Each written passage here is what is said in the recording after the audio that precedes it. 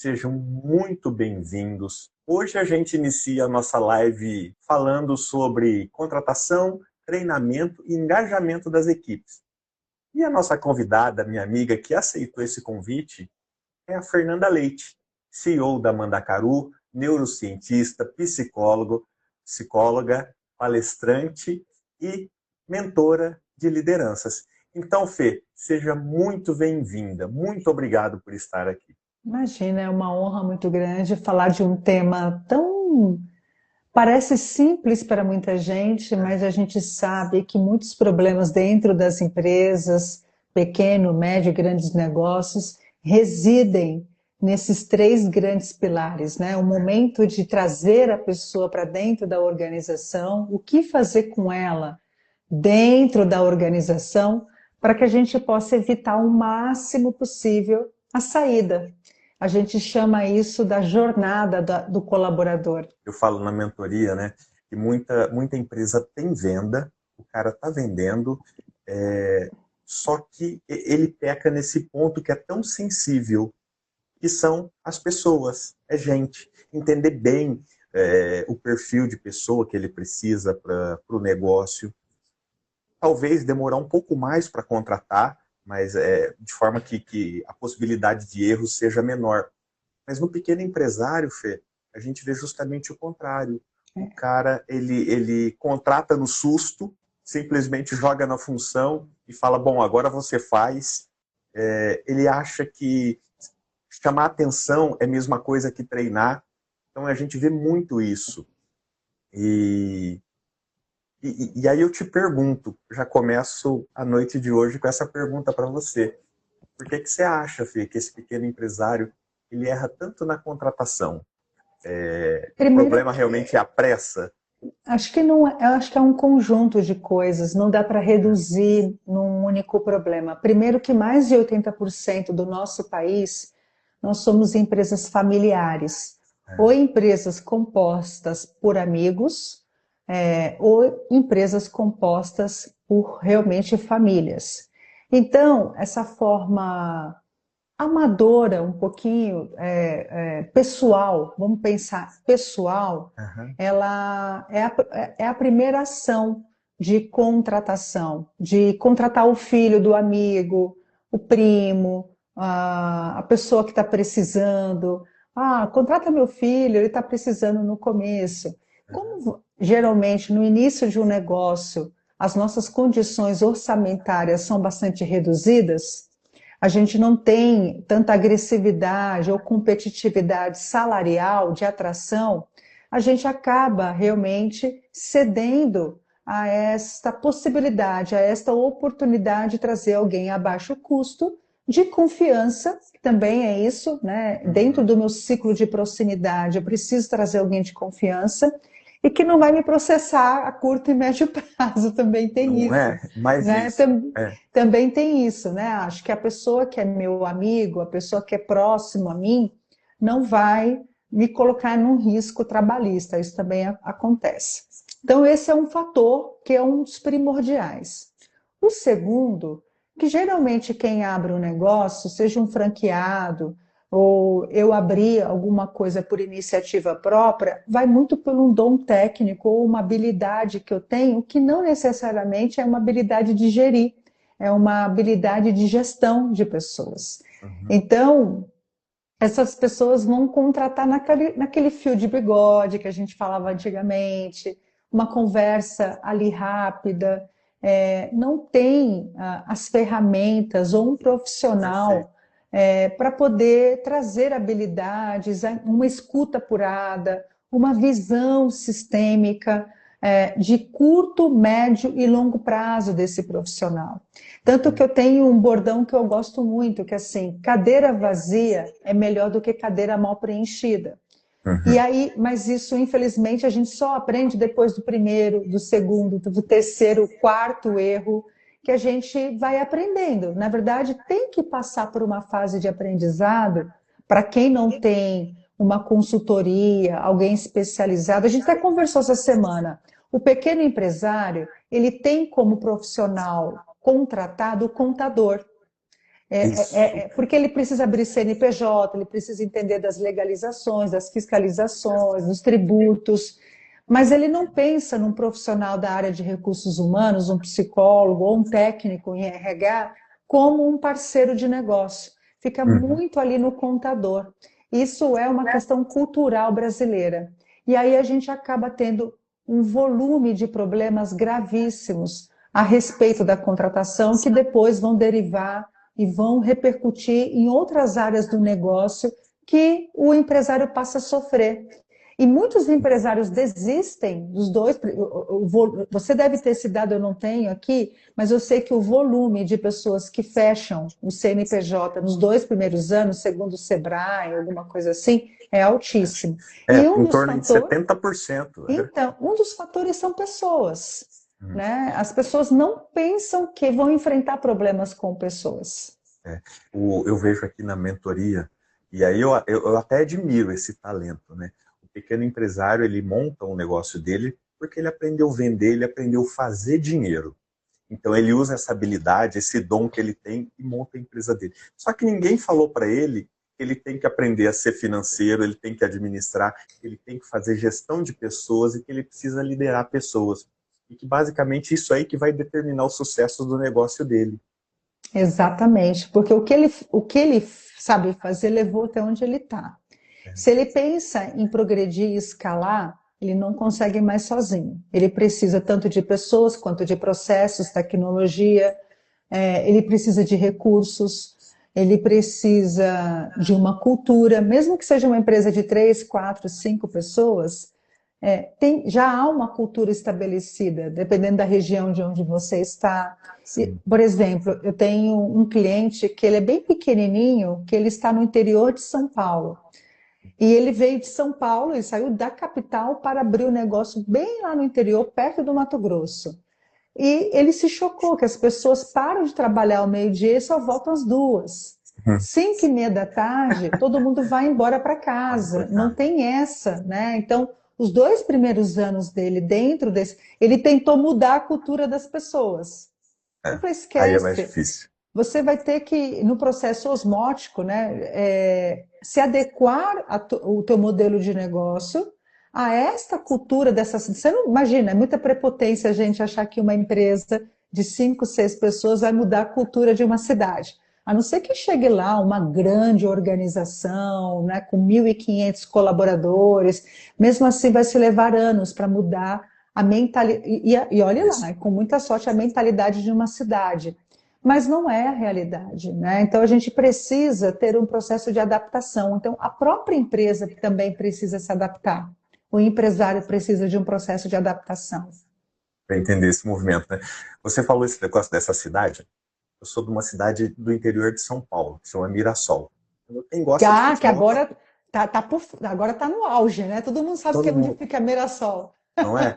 E eu me lembro que quando eu comecei a trabalhar, isso aí já tem um pouquinho de tempo, era desse jeito. Eu ia para o escritório de manhã, aí saía para almoçar às 11, almoçava, dormia um pouco e voltava para o escritório 1 hora. Então eram 2 horas de almoço que dava para dormir. Tomar Aí um trabalhava, banho. não é?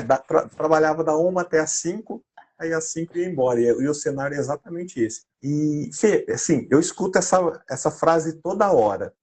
Falta gente boa no mercado. O que você acha disso? Quando você me mandou um pouquinho o roteiro, eu fiquei pensando quase que o dia todo, assim, o que que eu falo sem ser cancelada na internet? É, É, as coisas mudaram. O que é trabalho para minha geração e para a sua geração, o pouco que eu te conheço, trabalho para nós foi transformacional. é, Eu sou a primeira pessoa a ser formada da minha família, a primeira pessoa com diploma. Então, eu via no trabalho uma série de oportunidades de autonomia, de crescimento, de transformação de onde eu vim para onde eu queria ir. Então, o trabalho tinha um significado muito importante para mim. Para as próximas gerações, que são os meus filhos, os seus filhos, não tem mais impostulado a eles algo transformacional. Tudo que eu queria, eu fui ter muito tarde, tudo que eu queria, eles têm muito cedo. Sim, é. Então, por exemplo, né, uma outra cliente minha tem uma loja num shopping em São Paulo, que tem uma remuneração de vendedor relativamente muito atraente, tá? Por uma pessoa de 18, 19 anos. Mas a escala é 6 por um, é um domingo por mês. Essa geração, eu não estou aqui discutindo se é certo ou errado, que eu acho que não cabe Sim. a essa discussão para nós, a gente perde tempo e energia. Essa geração não quer mais isso.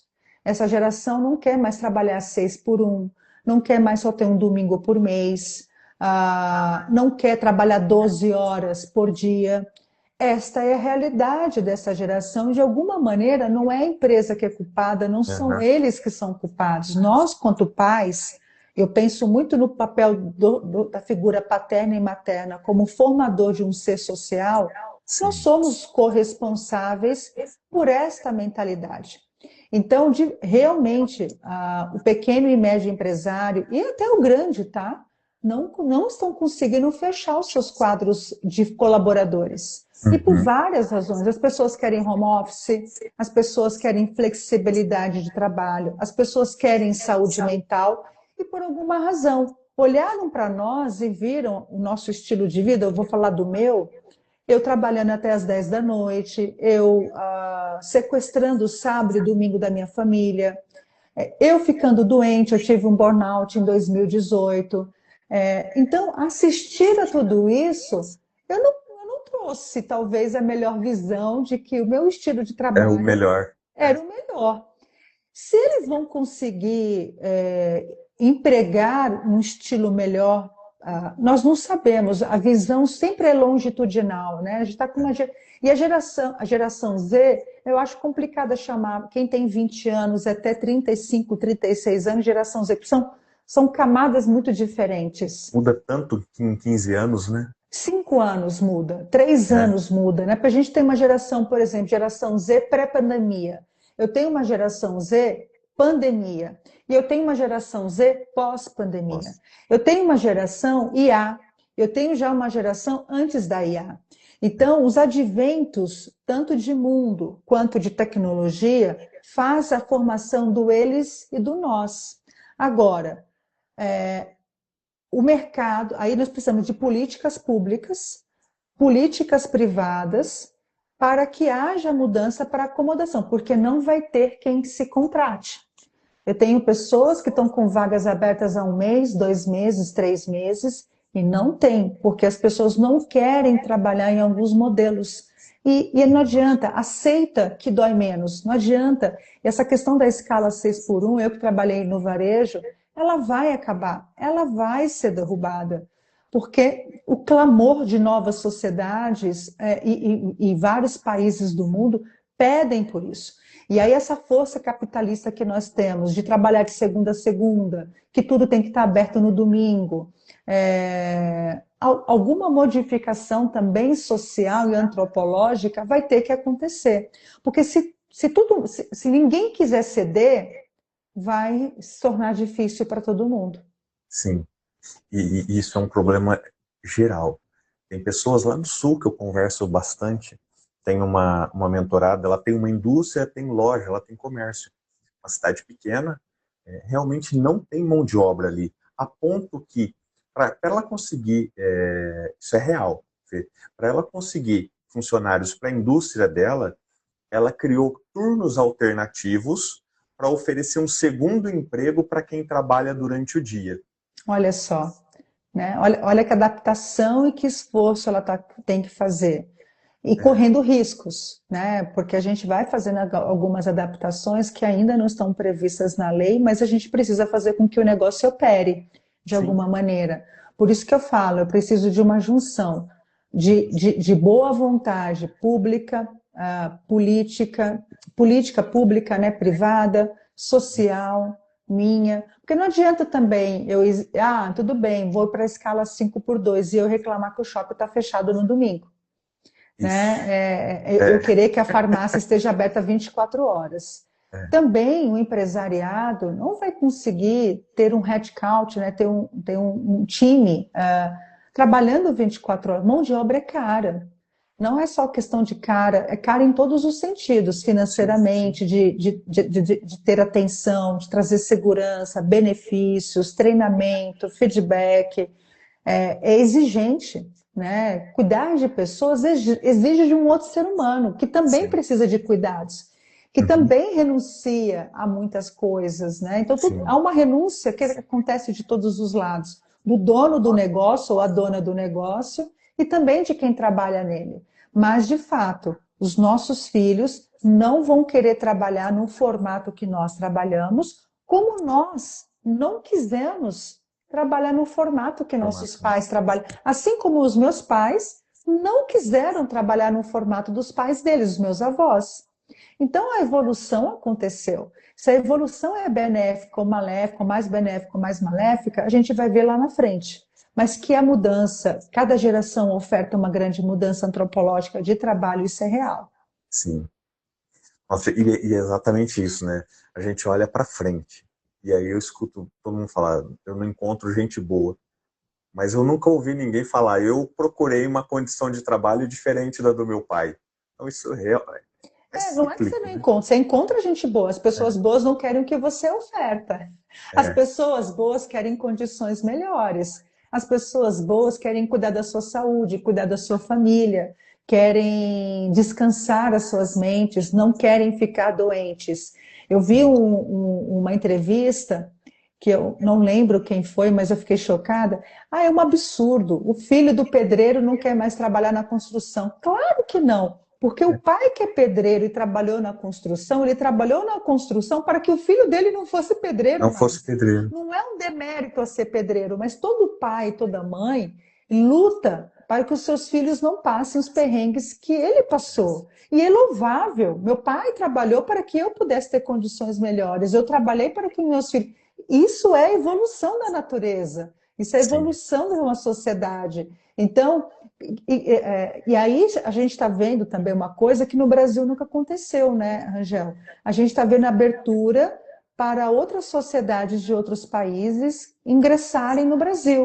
Então a gente tem pessoas de outros países da América Latina vindo trabalhar no Brasil para trabalhar em funções que nós brasileiros não quisermos. Isso aconteceu com os Estados Unidos, aconteceu com países da Europa, aconteceu com a Austrália.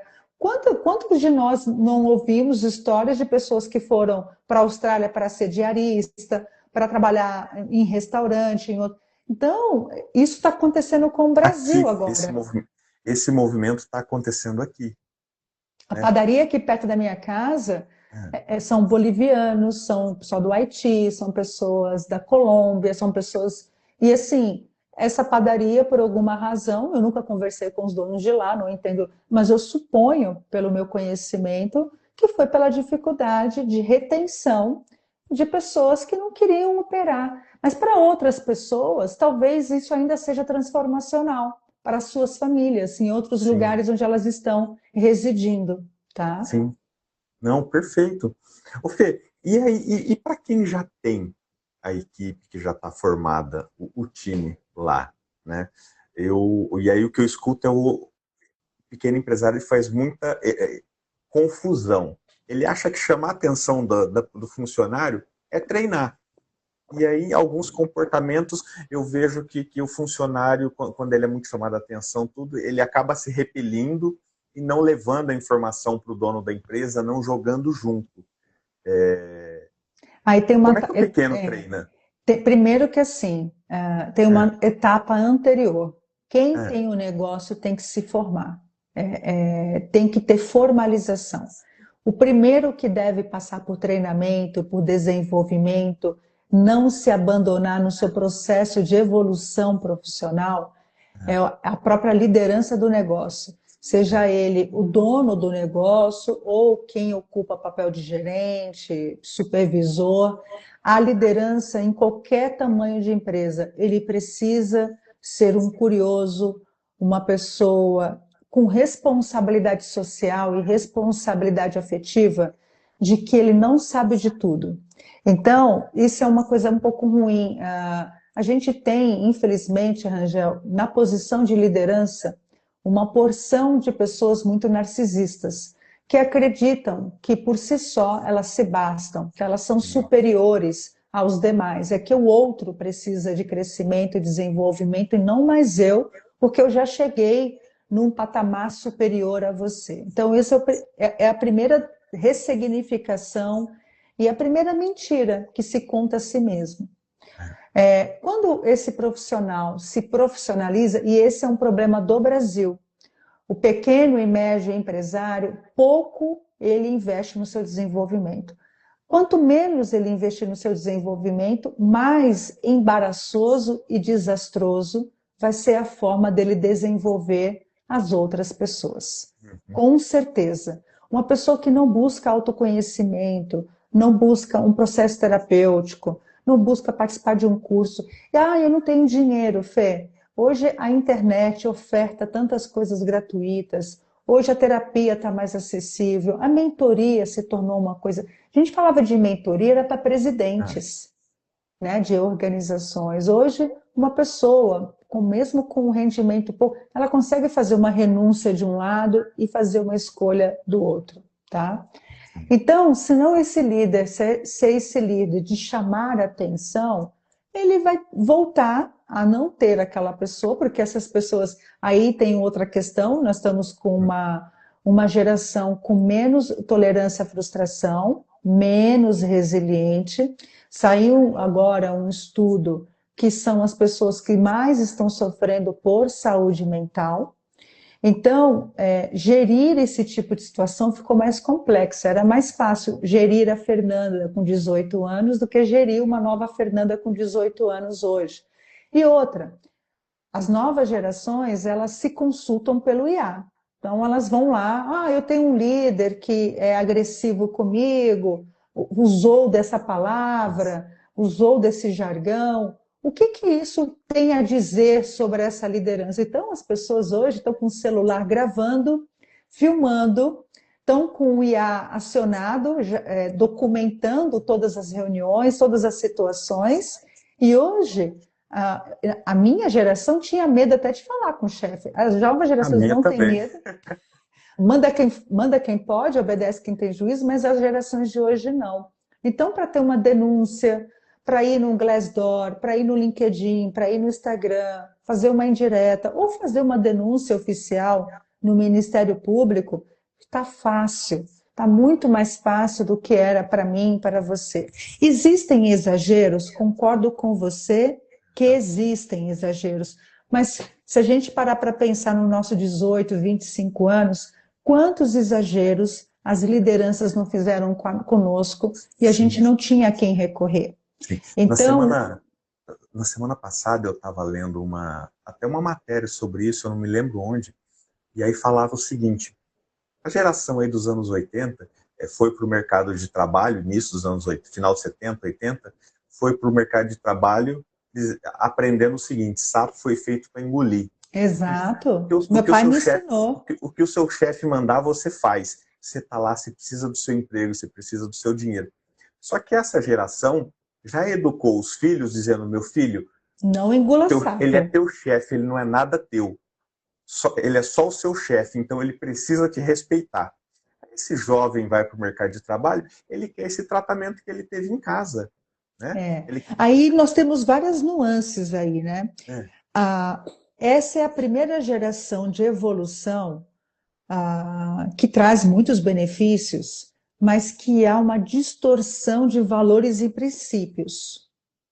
As outras transformações foram de evolução intelectual, de evoluções de competências técnicas e comportamentais, evoluções tecnológicas, inovações da forma de se trabalhar, metodologias de trabalho industrial e tudo mais, mas nunca houve um questionamento de moral, de princípios e valores.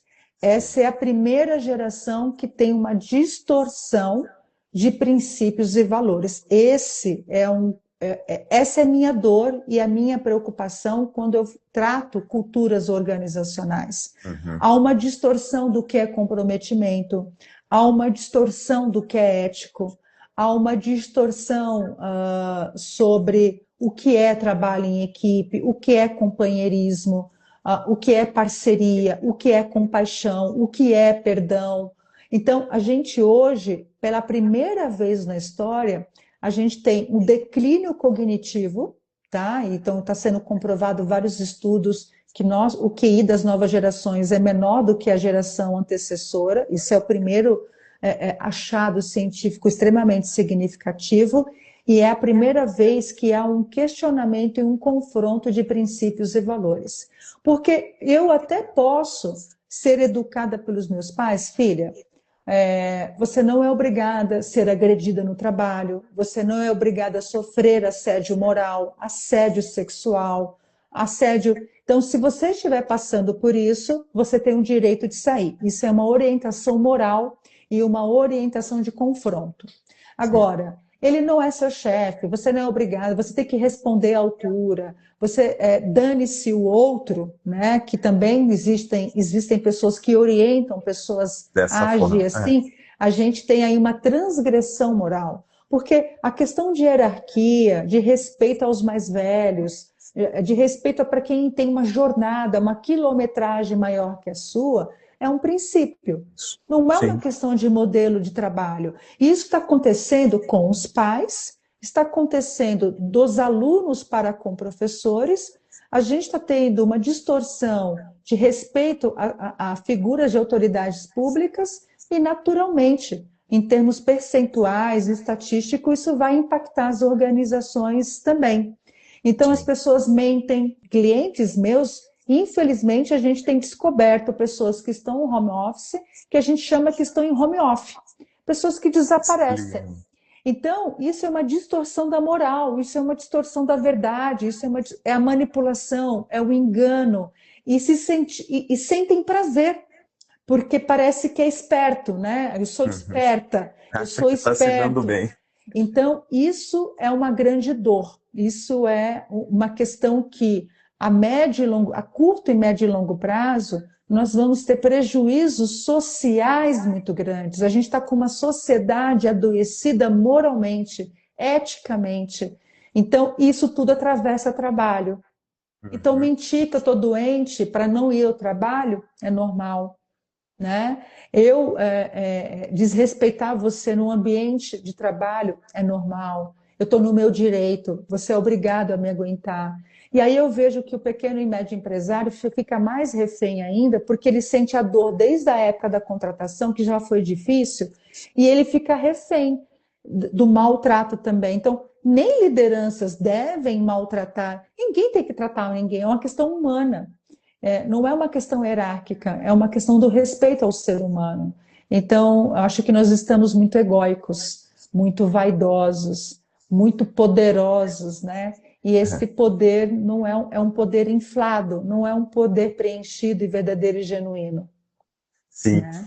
Poxa, até não é o nosso objetivo da live, mas até entrando nesse ponto, né, Fê, por isso que uma empresa com uma cultura muito bem definida, com os valores muito bem definidos, acaba reduzindo esse nível de Isso, confusão que a gente tem muito. nas gerações, né, com essas formas diferentes de pensar. Eu acho que a cultura bem definida é um instrumento de conexão.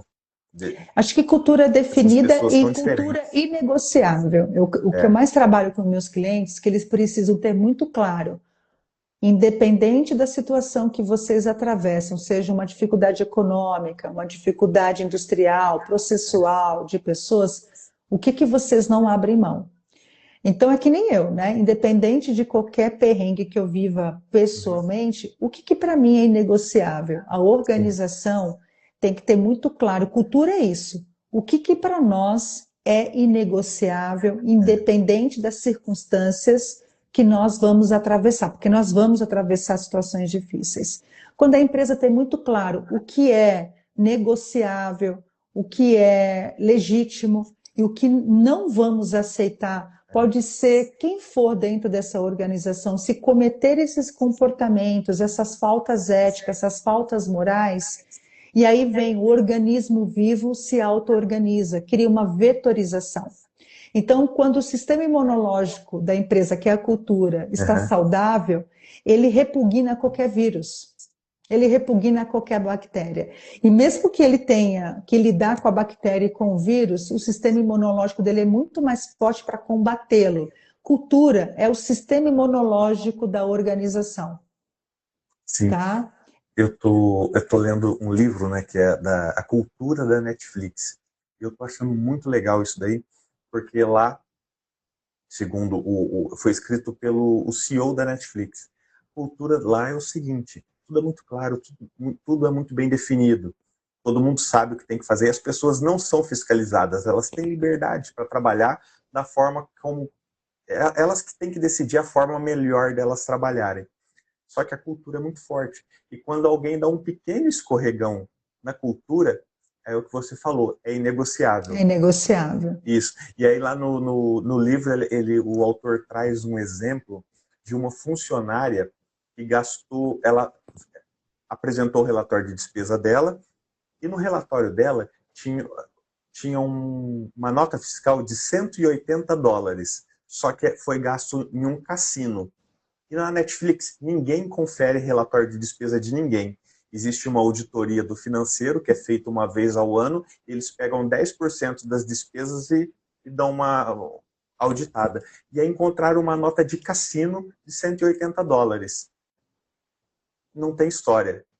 Tá fora. Tá fora uma Exato, diretora. E eu achei. exato.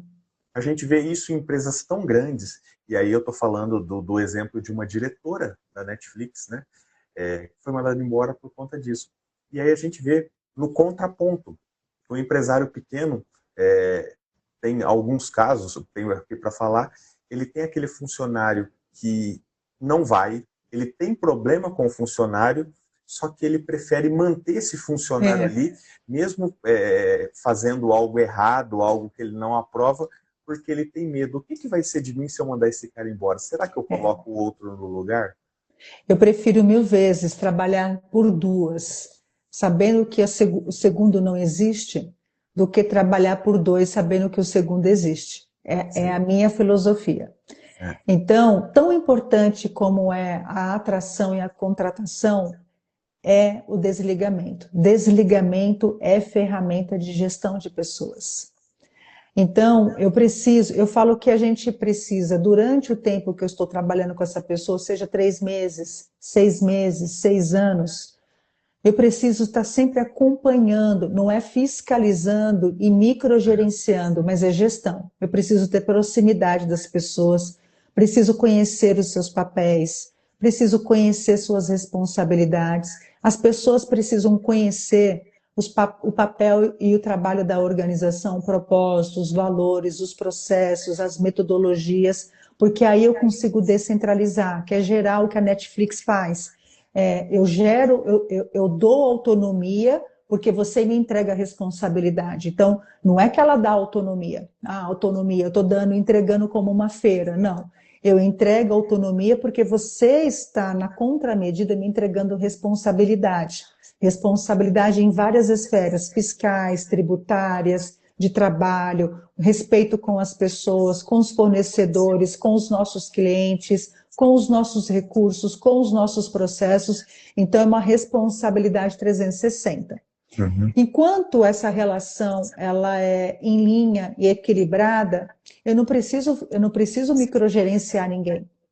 Agora, por que que eu preciso? Eu preciso microgerenciar em duas situações. Primeiro, com a pessoa que é nova dentro da empresa, a Sim. pessoa ainda é nova na cadeira, que a gente chama, né? Então, assumiu um estagiário, assumiu um novo diretor. Eu Uhum. preciso de proximidade, eu preciso de gerenciamento. E conforme o tempo vai passando, meu microgerenciamento desaparece porque a autonomia e responsabilidade crescem.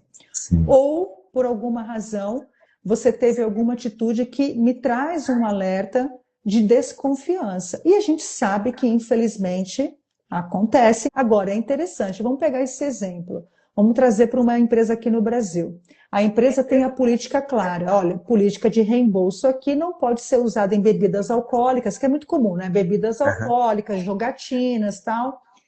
Mas aí a analista usou para brincar de bet. Aqui no Brasil são as bets. As bets. Para jogar nas bets, e o diretor também utilizou. A empresa vai lá e desliga a analista, ou o analista. Mas o diretor não é desligado. Então, nós vivemos um país muito patriarcal ainda, onde as políticas e os códigos de condutas são muito praticados para cargos inferiores. E a gente vê isso não só na esfera particular, na esfera privada. A gente vê isso na esfera pública também, né? Onde pobre é preso e rico vai para a tornozeleira eletrônica e ficar preso em casa, vai para casa. Em casa, na sua piscina, com a sua jacuzzi.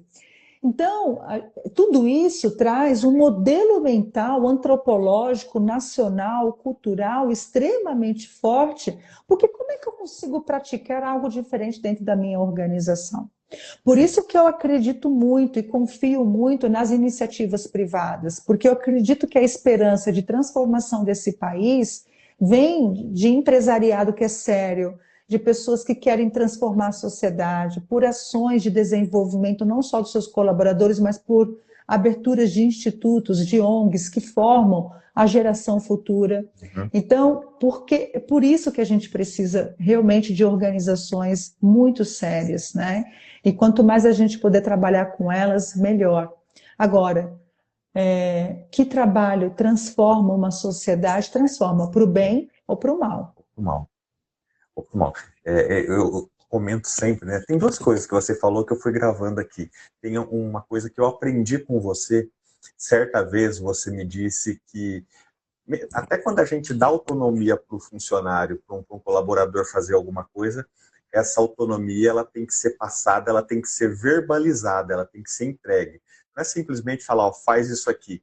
A gente tem que falar, olha só, eu estou te dando autonomia, daqui para frente você pode fazer assim, assim, assado. Se tiver qualquer dúvida, volta comigo.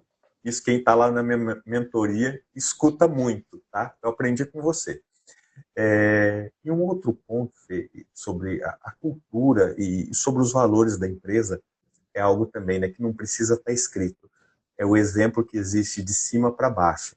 Se quem está em cima tem um determinado comportamento, seja para o bem ou para o mal, ele autoriza, mesmo sem falar, para quem está nos níveis abaixo a agir da mesma forma.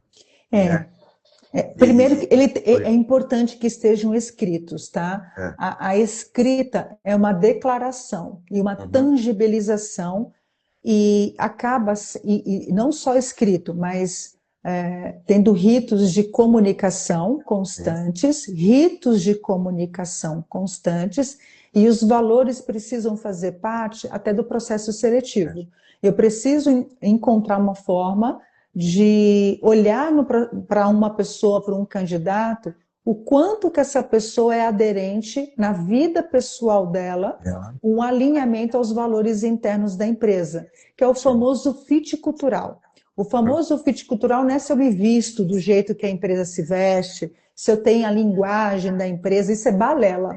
É realmente um alinhamento dos meus valores internos aos valores coletivos dessa organização. 2, a liderança é o grande embaixador da cultura da organização. É aquele ditado muito antigo, eu não posso julgar o peixe pela sua capacidade de voar. Eu realmente preciso... Essa eu não tinha ouvido. Eu sou mais antiga. Mas realmente eu preciso olhar para... por exemplo, uma coisa que me disseram, ética não basta dizer que eu sou, eu preciso parecer ser ético.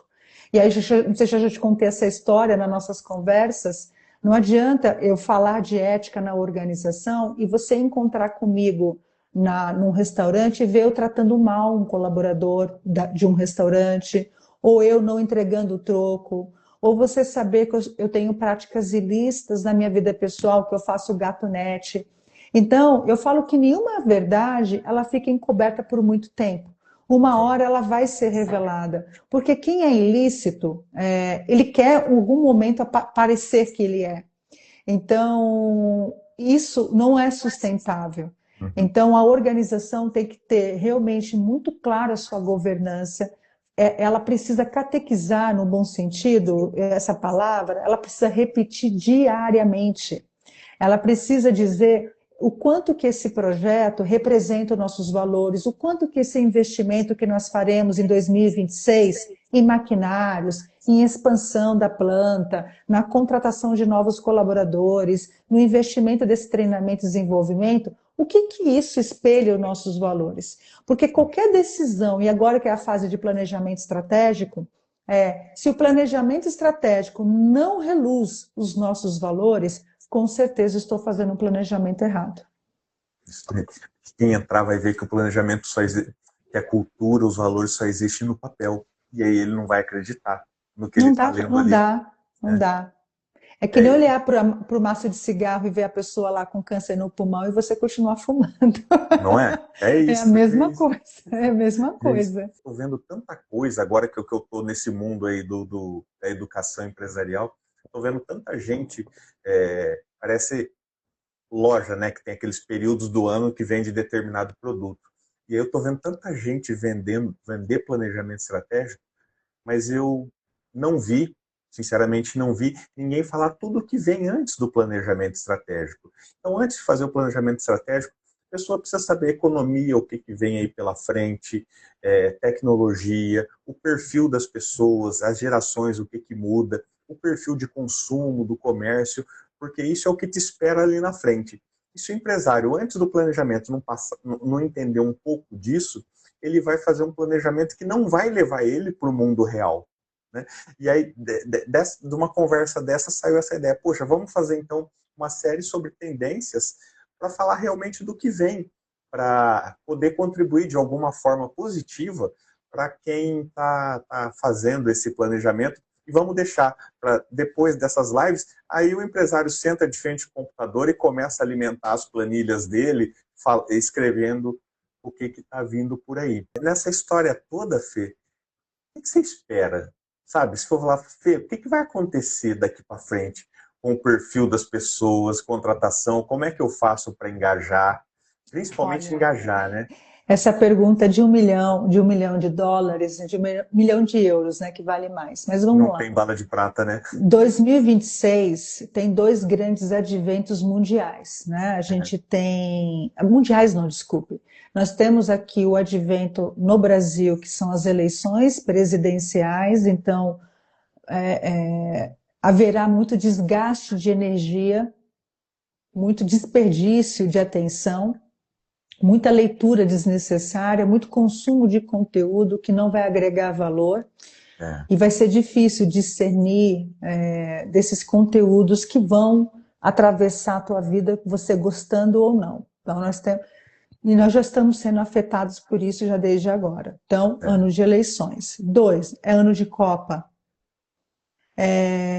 Então, parece que não, mas a gente tem que olhar para isso. Mundial, a gente tem uma grande intervenção americana atuando no mundo como um todo, atingindo Rússia, Ucrânia, China, Brasil, Venezuela. A gente está à eminência sempre de novas guerras, nunca para o fim delas, né? Então, isso é outro fator que vai atravessar, sim, a nossa economia.